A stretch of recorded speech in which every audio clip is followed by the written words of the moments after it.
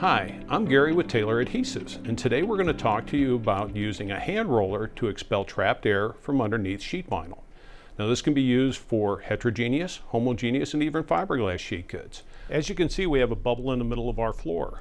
This is going to be a problem if the adhesive sets up. What you're going to do is going to be able to use the hand roller to gradually work the air pockets out from underneath the vinyl to a point where they can escape before you actually go and continue to work on your floor. You're still going to have to do your final roll with a 75 to 100 pound roller, but the hand roller will be a good way to do your initial roll and to expel any trapped air that might be there. So remember, using a hand roller can prevent problems down the line.